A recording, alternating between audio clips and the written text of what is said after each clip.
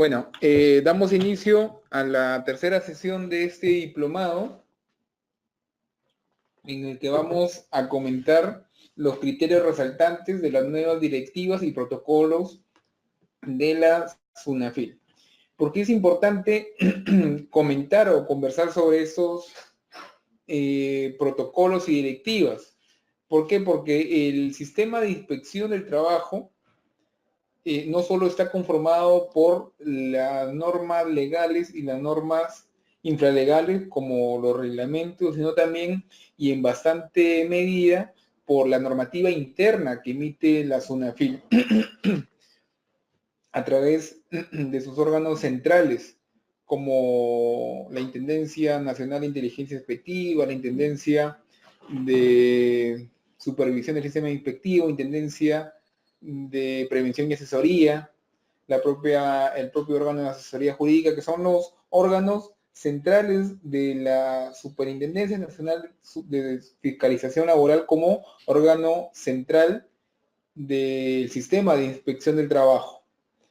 La SUNAFIL, como órgano central, emite normativa que busca desarrollar, profundizar y especificar algunos aspectos que no quedan de todo precisados en la normativa, en la ley y en el reglamento de la Ley General de Inspección, y además que sirven como instrumentos de guía para que todo el sistema de inspección, inspectores, los órganos que resuelven en primera, en segunda instancia, sepan cómo resolver o atender una cuestión específica, alguna duda vinculada con el desarrollo de la inspección del trabajo.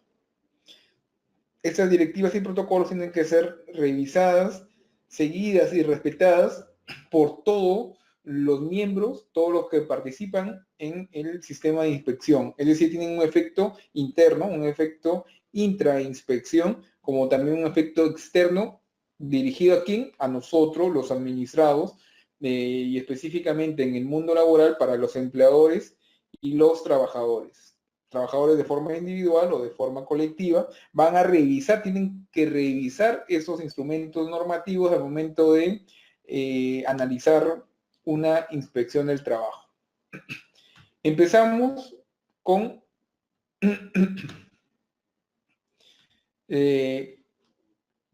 como primer detalle, el marco normativo general de la inspección. Tenemos el convenio 81 emitido, convenio 81 de la Organización Internacional del Trabajo, que ha sido ratificado por el Perú, y al haber sido ratificado por el Perú, forma parte del bloque de constitucionalidad y por lo tanto tiene incluso rango constitucional y es vinculante para el Perú. La ley 28806, la Ley General de Inspección del Trabajo, su reglamento. Y ahora vamos a ver como primera directiva o protocolo la directiva 01-2016 UNAFIL, que ha establecido como principales puntos los siguientes. El primero es el plazo máximo de tolerancia que tiene el inspector para que sea atendido por el sujeto inspeccionado. ¿Cuánto es este plazo máximo de tolerancia? Es un plazo de 10 minutos. Desde que el inspector comunica su presencia a la empresa, al sujeto inspeccionado, tiene hasta 10 minutos para que se le permita el ingreso al centro de trabajo. Uno se podrá preguntar, pero ¿por qué minutos si lo puedo dejar entrar al inspector de forma inmediata? ¿Por qué? Porque esto puede sonar lógico o puede sonar razonable en una empresa pequeña, ¿no? Pero hay empresas grandes en las que hay un área de seguridad y usualmente esta área de seguridad tiene que llamar a alguien al interior de la empresa para permitir el ingreso de una persona que no está en planilla de la empresa, porque, por ejemplo, en algunas empresas solo se puede ingresar con el photocheck que permite el ingreso, entonces hay toda una coordinación al interior de la empresa cuando tienen que permitirse el ingreso de terceros, de visitantes, y en este caso el inspector puede ser considerado en una empresa como un visitante, pero la empresa no puede exceder este plazo. Mientras se coordina, se realiza lo que pertinentemente tenga que realizar la empresa para permitir el ingreso de un tercero, no pueden transcurrir más de 10 minutos. Por eso es importante también que las empresas capaciten al personal que está abocado a permitir el ingreso de visitantes hay que capacitarlos para que sepan que todo inspector de trabajo que llegue de la SUNAFIL no puede hacérsele esperar más de 10 minutos. Si transcurre este plazo de 10 minutos y no se permitió o no se hizo efectivo el ingreso del inspector de trabajo al local de la empresa, el inspector se va a retirar y va a imponer una multa por infracción a la labor inspectiva.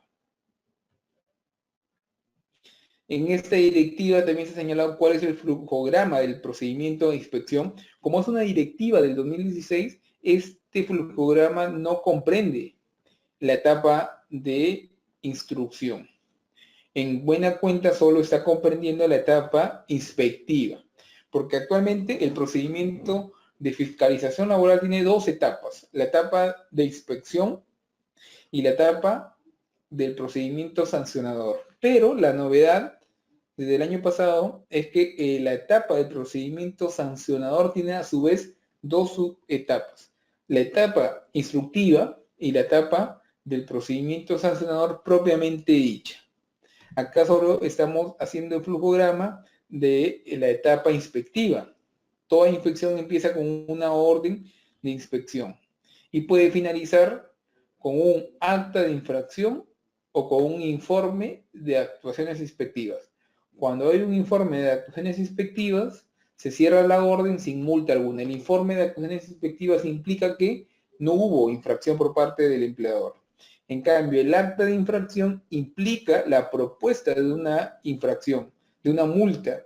Y con esta acta de infracción se da inicio al procedimiento sancionador. Como les he indicado previamente, tiene este procedimiento sancionador dos etapas.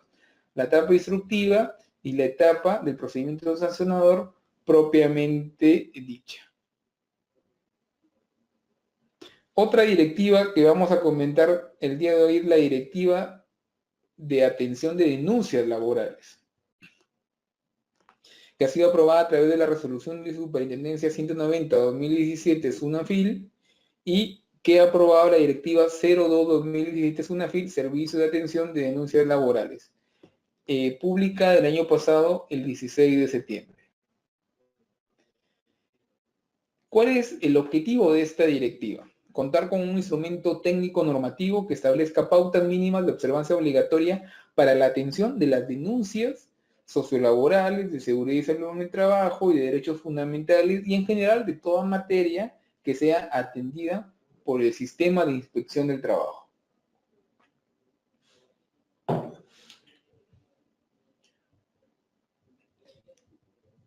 ¿Qué define esta directiva? Define conceptos como, por ejemplo, la denuncia laboral, quién es el denunciante, infracción laboral, reserva de identidad y qué se debe entender por una solicitud de inspección laboral. La directiva, a su vez, como ya les había indicado al inicio, como preámbulo, es aplicable para todos los funcionarios y servidores de los órganos y dependencias del sistema de inspección del trabajo. ¿Cómo se recepciona una denuncia laboral? Una denuncia laboral se recepciona a través de dos medios. Por escrito, yo soy trabajador, considero que la empresa me adeuda mi remuneración vacacional del periodo 2015-2016, hago por escrito una denuncia dirigida a la SUNAFIL solicitando que se le haga una fiscalización a mi empleador porque me debe las vacaciones del periodo 2015-2016, por escrito. Lo presento por mesa de partes de la SUNAFIL. Y la otra opción es a través de la web, de forma virtual. ¿Qué requiere la denuncia que presente el trabajador para que se dé inicio a una fiscalización a su empleador?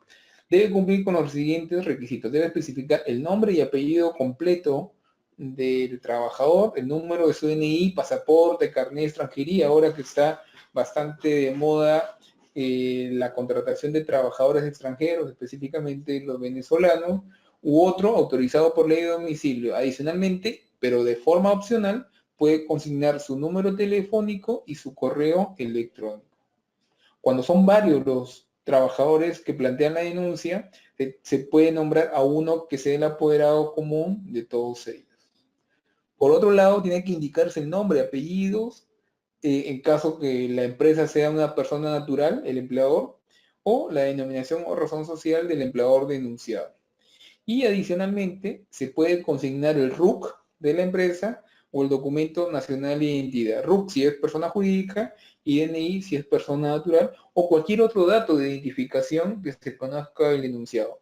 Desde mi punto de vista, sí es importante consignar el RUC y aparte, no cuesta mucho imprimir la consulta RUC SUNAT de la página web y subrayar ahí el domicilio fiscal de la empresa. ¿Por qué? Porque eso le va a facilitar al inspector saber a dónde va a realizar la visita inspectiva, a dónde se encuentra la empresa. Por otro lado, también tiene que indicarse el domicilio del sujeto del que se solicita realizar la inspección, es decir, de la empresa. Por eso es importante, como les había indicado, consignar o adjuntar la ficha RUM y, si se puede, también un croquis y una ubicación exacta de la empresa para que el inspector no tenga problemas al momento de ubicarla.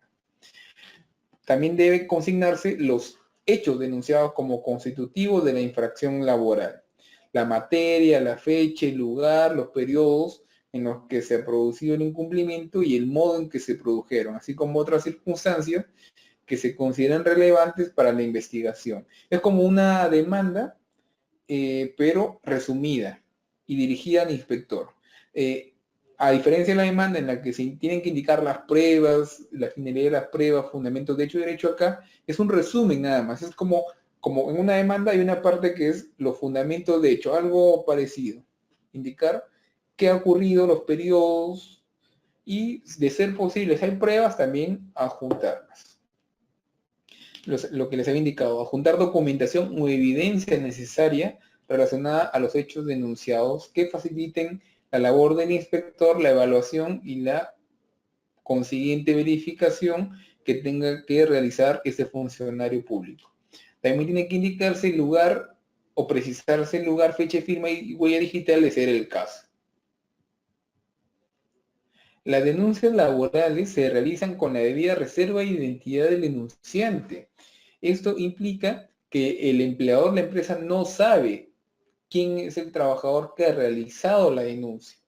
¿Por qué? Porque precisamente lo que se busca es evitar que el empleador adopte represalias en contra del trabajador que ha planteado la denuncia. ¿Por qué? Porque es muy probable que una vez que el trabajador plantee una denuncia, el empleador tome alguna medida drástica contra él, una sanción o un despido incluso.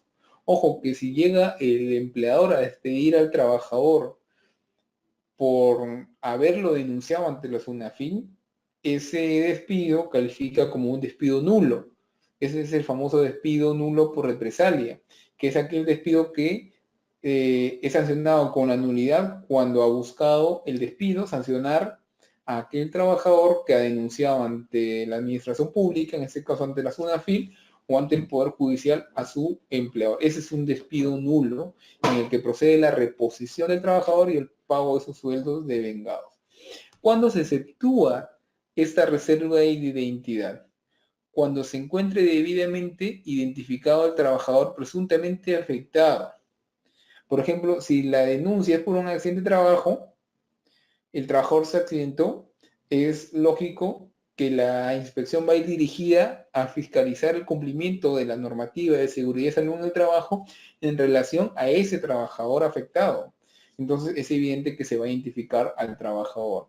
O cuando el trabajador solicita una verificación de despido arbitrario, también se va a ir a fiscalizar, se va a ir a hacer una verificación de un despido de un trabajador. También en los casos de otorgamiento de constancia de cese, o cualquier otro caso en el que el denunciante tenga la calidad de ex trabajador. En estos casos, es necesario para la tramitación de la denuncia que el denunciante exprese de manera escrita su autorización para el levantamiento de la reserva de identidad. Solo con este levantamiento expreso de la reserva de identidad se da inicio a la fiscalización. Si el denunciante no acepta este levantamiento de la reserva de identidad, no se lleva a cabo la fiscalización, se procede al archivo de la denuncia.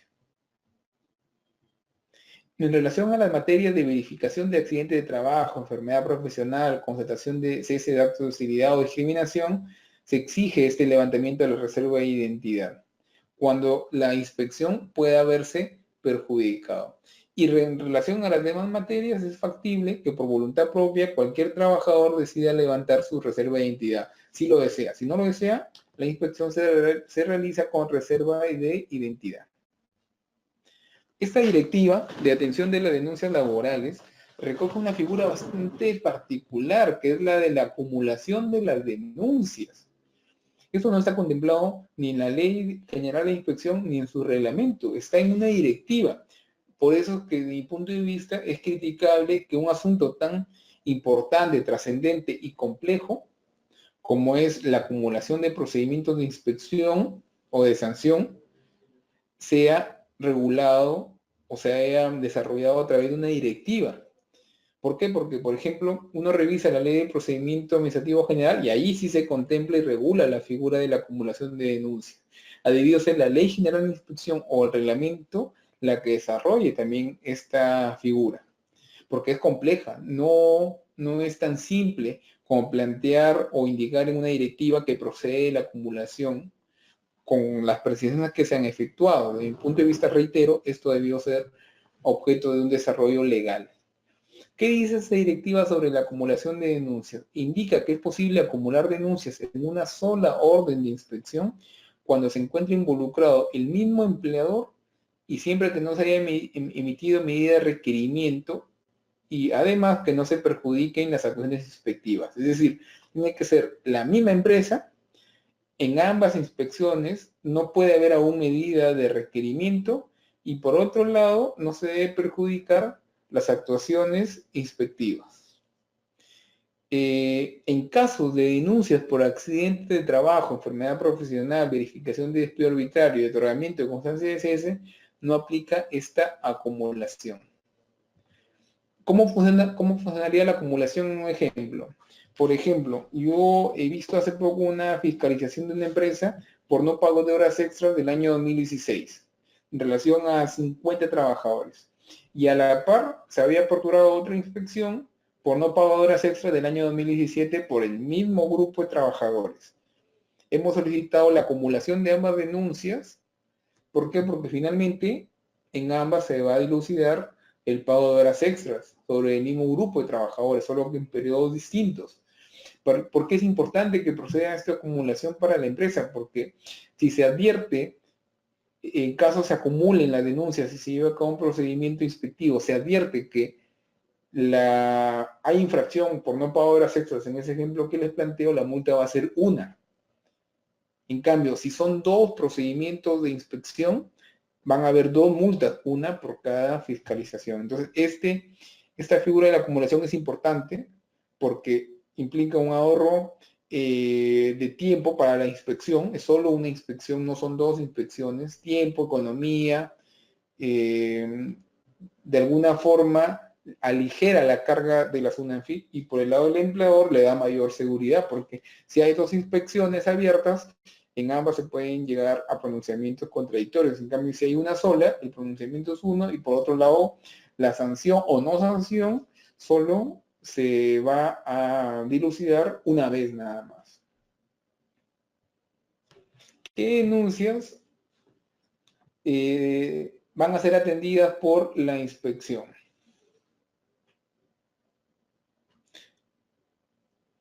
Cuando se ingresa una denuncia y se verifica que a su vez el mismo trabajador ha presentado una denuncia sobre la misma materia y el mismo periodo, la actuación y la actuación de alguna de ellas se encuentra en trámite, se procede al archivo de esta última. O sea, si el trabajador ha denunciado que no pagó gratificación de diciembre de 2017, ya se lleva a cabo la fiscalización y el trabajador de forma maliciosa plantea una denuncia sobre lo mismo, esta última fiscalización se va a archivar.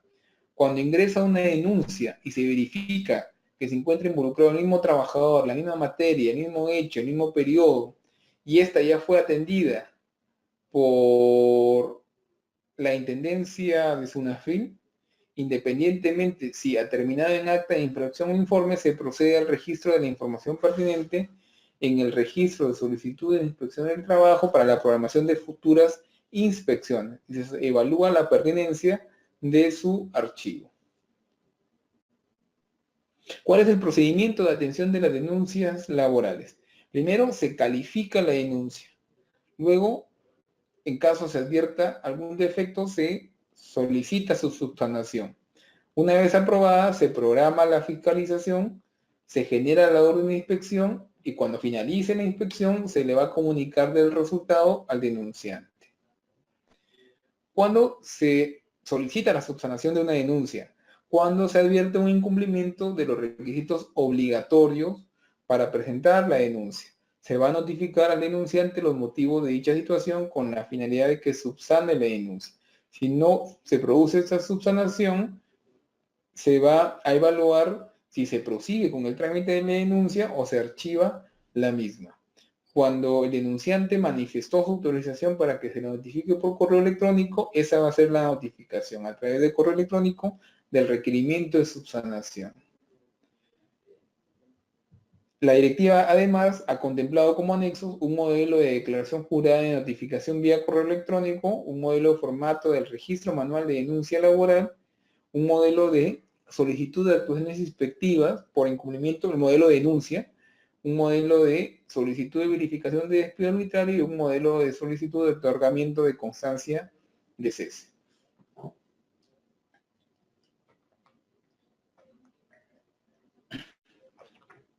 La segunda directiva que vamos a comentar, el segundo protocolo que vamos a comentar es el protocolo de fiscalización de los contratos de trabajo sujetos a modalidad que se emitió en el año 2016 a través de la resolución de superintendencia 71/2016. Como sabemos, la SUNAFIL, el inspector de trabajo, tiene la facultad de fiscalizar la contratación temporal que realice la empresa. Sabemos que la contratación laboral puede ser de tres tipos: contratación laboral a plazo indefinido, contratación temporal a plazo determinado, los famosos contratos temporales, y también cabe celebrar el famoso contrato a tiempo parcial. De estas tres modalidades, la más recurrente y la que más se celebra en la realidad son los contratos temporales. Sin embargo, esos contratos temporales pueden ser objeto de revisión por parte del inspector de trabajo. Si el contrato de trabajo aún no ha finalizado, aún está en vigencia, el inspector, advirtiendo su desnaturalización, podrá requerirle al empleador que varíe la condición del trabajador en cuanto a la contratación. Es decir, si el contrato es temporal y aún no se ha extinguido, aún no ha finalizado, va a requerirle a la empresa que lo reconozca como trabajador a plazo indeterminado. Pero si el contrato ya venció y el trabajador ya no tiene vínculo laboral vigente, no podrá efectuar requerimiento alguno porque ya no hay contrato de trabajo vigente, ya se extinguió el contrato de trabajo. En ese caso va a imponer la multa por desnaturalización del contrato de trabajo sin efectuar requerimiento alguno. ¿Qué define o qué conceptos define esta directiva? Primero define qué es la causa objetiva en la contratación sujeta a modalidad. ¿Qué es la causa objetiva? Es la situación prevista por la legislación que justifica la celebración de un contrato sujeto a modalidad. Por ejemplo, en el contrato de suplencia, ¿cuál es la causa objetiva? La causa objetiva es que se supla a un trabajador que tiene su contrato de trabajo con suspensión de labores, hay una suspensión del contrato de trabajo, o cuando el trabajador ha sido ascendido o ha pasado a ocupar temporalmente otro puesto dentro de la empresa. Por ejemplo, un supervisor legal ahora es jefe legal, entonces se requiere el cargo de supervisor legal. Se contrata a alguien temporalmente para que ocupe ese puesto mientras dura el destaque, el desplazamiento del otro trabajador al puesto distinto. Una vez que regrese, se resuelve el contrato con el trabajador suplente de dicho trabajador permanente. Otro concepto es el de contrato de trabajo sujeto a modalidad, es el contrato celebrado entre el trabajador y la empresa, dependiendo de la modalidad prevista en la legislación y cumpliendo con las formalidades que la normativa establece. Dentro de la fiscalización o como parte de la fiscalización por contratos temporales, el inspector tiene, como toda inspección, tres facultades: la comprobación de datos, la visita inspectiva y la comparecencia. En el caso de la comprobación de datos, el inspector puede solicitarle previamente a una visita inspectiva o a la comparecencia, puede solicitar a la Subdirección de Registros Generales del Ministerio de Trabajo, o la que haga sus veces, información sobre los contratos que la empresa haya presentado. ¿Por qué? Porque recordemos, ahora no se presentan, ahora ya no hay obligación del empleador de presentar los contratos de trabajos temporales, pero hasta hace un par de años sí había esa obligación. Si quisiera realizarse esta fiscalización en relación a periodos anteriores, en los que aún había la obligación de presentar el contrato de trabajo temporal, el inspector puede solicitarle a la Dirección de Registros, Subdirección de Registros Generales del Ministerio, que le proporcione copia o un juego de esos contratos temporales presentados. También puede solicitarle al mismo ministerio planilla electrónica. En la planilla electrónica, el empleador tiene la obligación de indicar el tipo de contrato celebrado con el trabajador. Y esto es importante porque si el inspector ya revisó la planilla electrónica, la empresa puede, antes de ir a la empresa con la visita inspectiva o antes de citarlo con la comparecencia, ya tiene información sobre cuántos trabajadores tiene a plazo determinado y el tipo de contrato. Entonces ya no va a ir a la empresa sin información, ya tiene información de forma adelantada. Y además puede ingresar al portal web de la SUNAT para ver la ficha RUC del sujeto inspeccionado, el número de trabajadores, etc. Durante la visita inspectiva, el inspector tiene que efectuar el recorrido por las instalaciones de la empresa, tiene que efectuar entrevistas a los trabajadores, a los representantes de la empresa o de los trabajadores, al sindicato, así como a terceros, con la finalidad de recabar medios que permitan identificar las labores que efectivamente realizan los trabajadores comprendidos en la investigación. Entre los trabajadores entrevistados se procurará entrevistar al jefe inmediato de los trabajadores en materia de investigación, no al gerente general o al gerente de recursos humanos. Si el trabajador labora en el área de logística, habrá que entrevistar a su superior. Si es, por ejemplo, un analista, su superior posiblemente sea un supervisor o el jefe de logística, y a ellos hay que entrevistarlos. Puede existir discrepancia entre la información proporcionada por las personas entrevistadas con los documentos.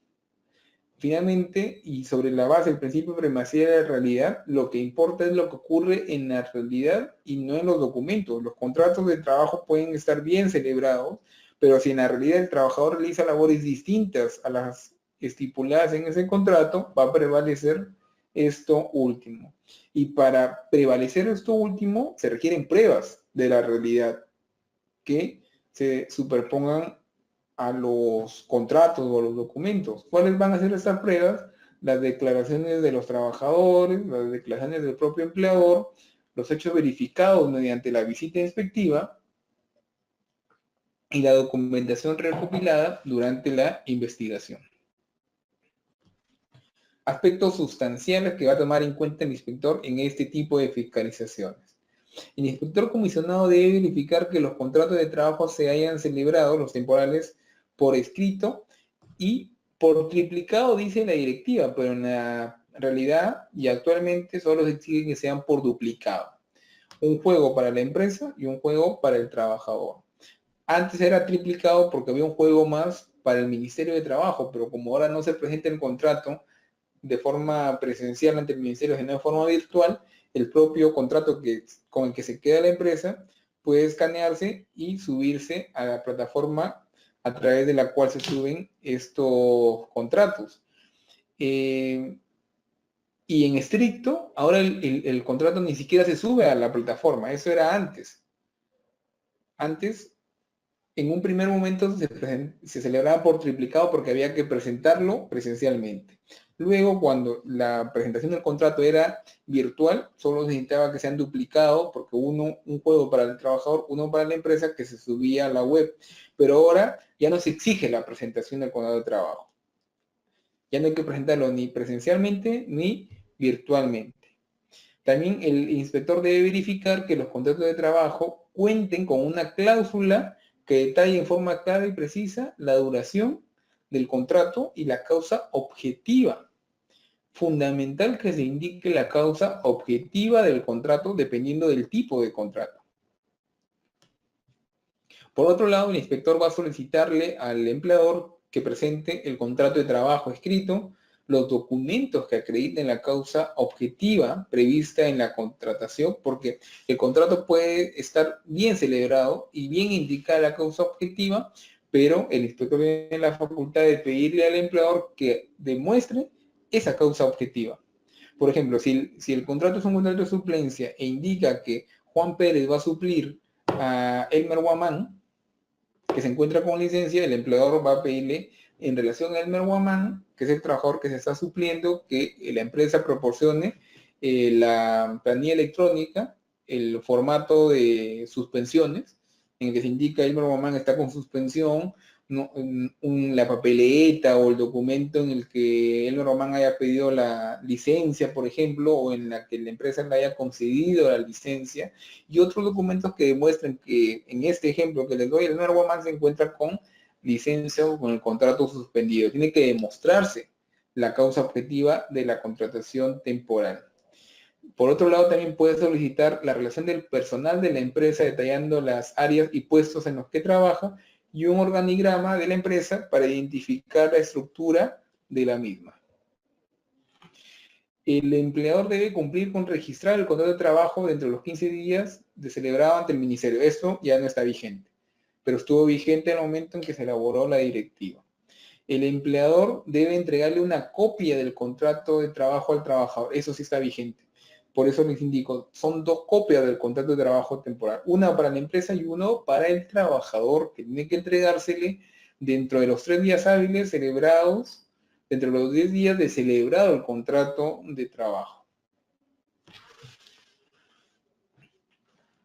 Este primer documento tampoco es exigible. El comprobante de envío del contrato ante la autoridad administrativa, la constancia de entrega del contrato de trabajo sujeto a modalidad al trabajador, eso sí es exigible, porque le vuelvo a indicar, se le tiene que dar una copia obligatoriamente al trabajador de su contrato temporal, y cualquier otro documento que el inspector considere necesario también puede solicitar.